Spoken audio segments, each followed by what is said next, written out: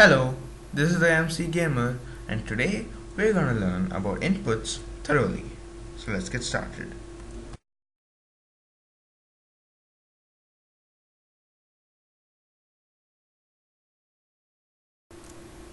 So before we get started on them, I wanna explain some things before that.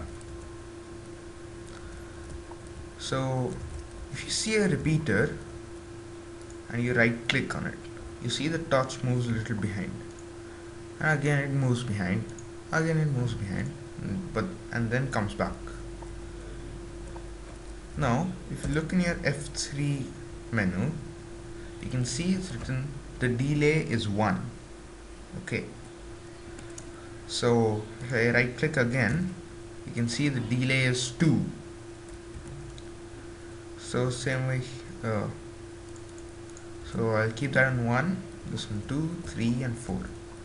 So, since the delays are different, all of them will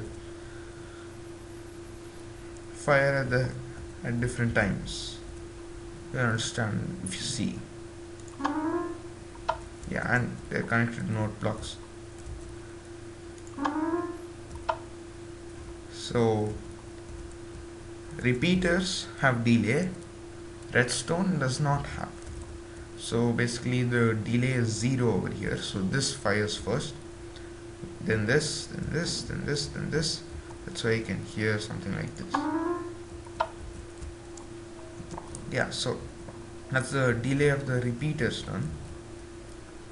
Oops. No. Just a moment. Yeah, that's better. So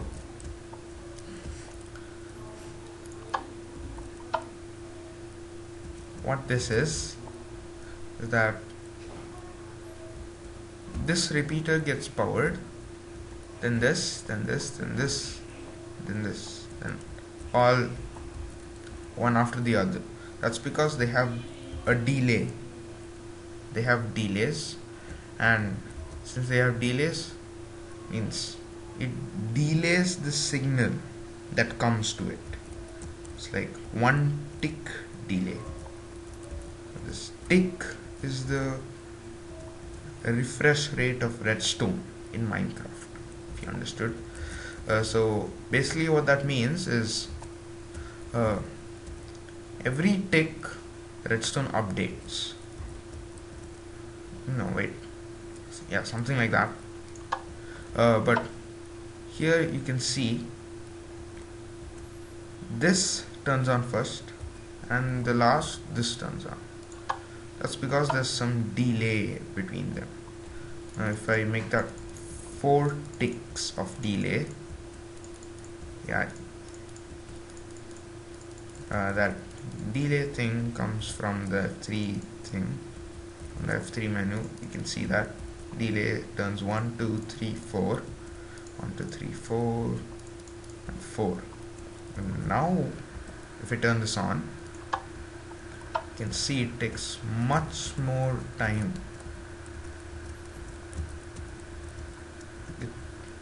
It's much more longer. That's because the delay is multiplied by 4, because all over 1 I made all of them 4, so how many were there? There were multiplied by 4, if you understood. Yeah, no need to understand that. If you understood, it's good, but still, yeah. So that's delay. Hit that again. Wait for it, and boom. Nothing great happens. Yeah. Next, repeater locking. So normally that will happen because the repeater is getting powered by this block, which is powered by this lever, which in turn powers this piston, which fires like that and like that. But if you have a repeater running into another repeater from a different direction, not from the back, like that, you see some bedrock line going here. So this bedrock line represents that it is, oops, that is locked. True. Now if I turn that back off, you can see that it's not locked. So what this means is its power, its state will not change. Although this block is powered, this repeater is not getting powered. That's because it's locked. So now if I turn that off, turn that on, that fires. This is turned on. Now if I lock it, it's locked in this state. So which is why this this is unpowered, but this is powered. That's because it is locked when it is powered. So until this gets unlocked, this will stay like this. That's what I meant. That's that done. Now let's start explaining about the inputs. First, the lever. It's toggleable, which means you see toggles. Since this is off, turns on, which turns the torch off, and when it turns off, when you right click it, it turns off or on, which means, if it's on, it turns off. If it's off, it turns on. You get it, right? Turns off, turns on. Now, one more thing about that tick thing. The torch takes one tick to change its state to unpower or power itself. Yeah, just like the repeater takes one tick to power, 2 ticks to power, 3 ticks to power, 4 ticks to power, and so on. Yeah, so this is a setup that I have done. Is first I'll turn that on in a while. So what will happen is, for the number of ticks, the button will be pressed. That's like it stays pressed for a while. That's the number of repeaters. That's the number of repeaters the power will pass through. That's because that's the number of ticks this will be turned off, which means that's the number of ticks these things will be unlocked, which means that's the number of ticks power can be transmitted, which means the power will get transmitted to the number of repeaters,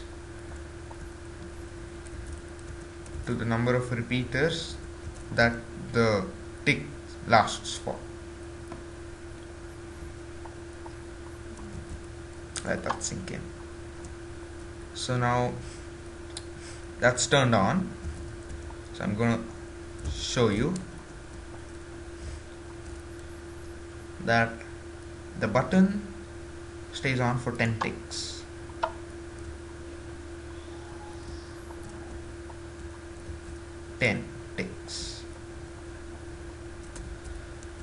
So what just happened is, since the button stays on for 10 ticks, first tick this turns on, second tick this turns on, and so on till the 10th tick, which is when all these repeaters get locked. Okay, so when they get locked, they can't transmit any more power, which means they get stuck however they are. So since for 10 ticks the power could be transmitted, that's why only 10 repeaters were turned on. So let me do that again the other way. And now you see this repeater powered all these things. So yeah, pretty confusing. Yeah, that's good. Now, according to what I have heard, okay, I'm not sure if I've tested this, but I'm pretty sure that it is true. So the stone button is will be pressed for 10 ticks, but the wooden button will be pressed for 15 ticks. What does that sound? Okay, so 15.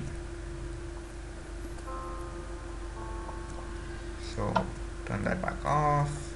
Them all off. Yeah, so that's that done. So now you know that the lever is a toggleable thingy, yeah. And the stone button will be pressed for 10 ticks, and the wooden button will be pressed for 15 ticks. Now, number 3, redirecting wires and powering nearby blocks. So redirecting wires, by wires I mean redstone wires. So you see, if these things weren't there, redstone would travel like that.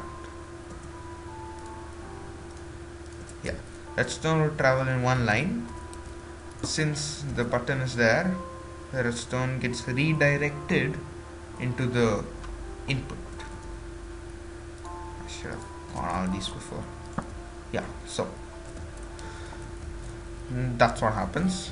And now if I turn this on, it'll power this block, definitely, which will power this lamp, which means that it'll turn on. So, but then this piston also extends. That's because powering nearby blocks. That's this button powers this redstone, as you saw there, and this piston. Same way for this lever.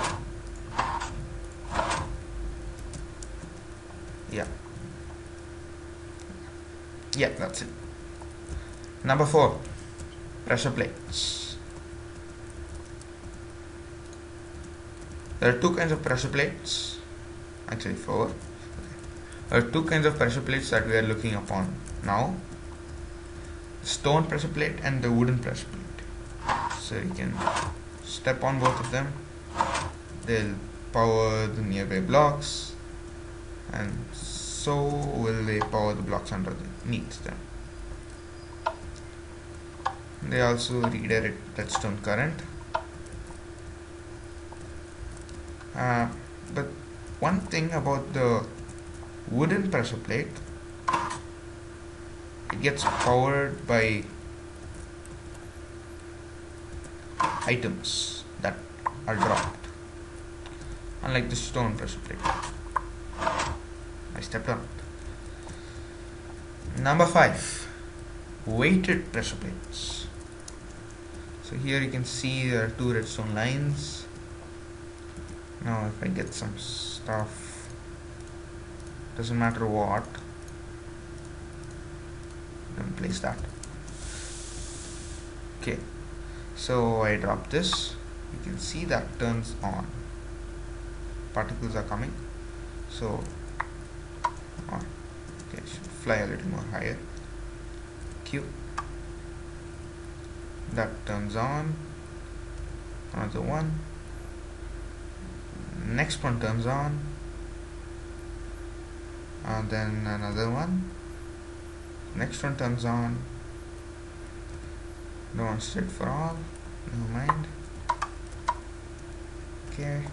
And also like that. But this This is the weighted pressure plate light, weighted pressure plate heavy. This just gives a signal strength of 1 no matter what. I have tried. You might get more somehow if you know what to do, but as of I know, you can get only a signal strength of 1. But yeah, you can see it stays in 1. Yeah, so that's that. Number 6, the tripwire. It has 2 components, the string and the tripwire hook. The string does not redirect redstone current, whereas the tripwire does. The string does not give power, but the tripwire does, and it powers the block behind it. Should have done this before. It powers the thing beside it also. Tripwires do not work when they are like this. Okay, but they still redirect the redstone, even if they are not connected. I need to get string. Yeah, okay. So the maximum amount of string you can put is 40. So let me fly till there. There's 40 blocks. You can hear the sound. There's 41 blocks. You can see it's thicker. That means it doesn't work. Now this also happens. You can see the thing turns on. The piston turns on. If you step on this, you don't hear anything, you don't see anything either. Number 7, the daylight sensor. So it senses the daylight. So means according to the time of the day, it gives out an output. I did not count how many there are and place them. So yeah, so what I have here is 2 command blocks underneath the ground. I'll come to command blocks in a future video. I think it's the next one. So no, it's not, whatever. So I have command blocks underneath that add the time of the day. So a day has 24,000 ticks, and 1,000 ticks is what I add. So you can see, but and since the day has become less, you can see the power of this also has become less, and you can see that I have another command block set up somewhere else so that it's always day. Never mind, spam this. Okay, so now it's night, but there's still little light coming from there. So you can see after 1,000 ticks, wait, so that time you had seen there were 2 redstone powered. Here there are plenty of redstone that is powered. 1,000 ticks later, this turns off, this power increases, add more time, let's see the moon go, so that goes there. Oh yeah, so keep spamming that.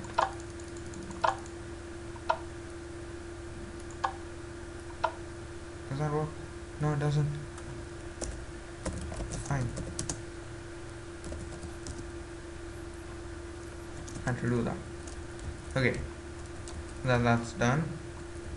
Now since it's day, the daylight sensor can power stuff, so it can power underneath it, redirects redstone current and powers redstone beside it, under it, but not the block underneath it. Weird thing. More thing I forgot to show, that even I don't know, that it does not power the block beside it either. So it doesn't power blocks, powers only redstone. Yeah. So number 8, the trapped chest. So it gives redstone output when you look into it. There's nothing inside. So you can see the redstone is powered over here. Now since I came out of the closed the chest, there's no redstone power. So you can see it can power underneath it, it can power like that. It cannot power blocks because, as you can see, it should be powering this block, but it's not. So as to that, and that's the end of the world till now. That doesn't sound good. Okay, so that's the end of this episode whatever. That's it for this time. Thanks for watching. Bye.